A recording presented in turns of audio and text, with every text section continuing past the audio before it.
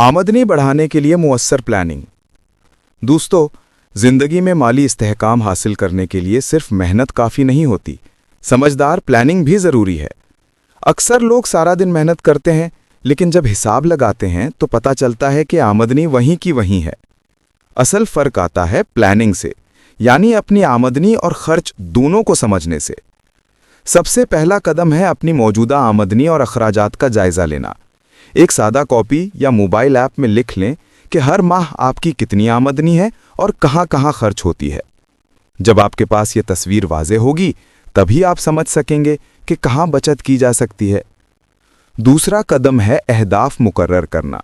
मसलन, अगर आपकी आमदनी 50,000 है तो अगले 6 माह में इसे 60,000 तक बढ़ाने का हदफ रखें। ये इजाफा कैसे मुमकिन होगा? या तो कोई नई महारत सीख कर, या मौजूदा कारोबार को वुसअत देकर, या किसी इजाफी जरिया आमदनी के जरिए। तीसरा मरहला है महारतों में इजाफा। दुनिया तेजी से बदल रही है।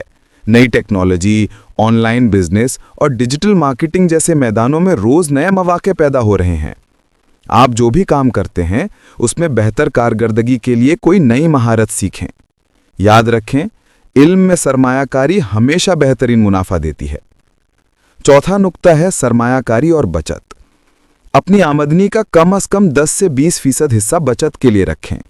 यह रकम आप कारोबार बढ़ाने, इमरजेंसी या किसी नए मौके के लिए इस्तेमाल कर सकते हैं।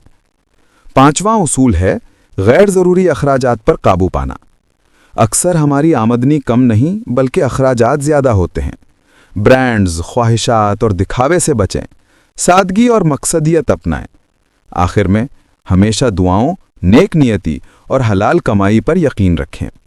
इस्लाम ने सिखाया है कि बरकत महज पैसों में नहीं बल्कि नियत, दियानत और मेहनत में होती है। तो याद रखें, आमदनी बढ़ाने के लिए सिर्फ ज़्यादा काम नहीं बल्कि बेहतर सोच, मंसूबाबंदी और तसलसल ज़रूरी है। आज से ही अपने माली सफ़र की नई शुरुआत करें।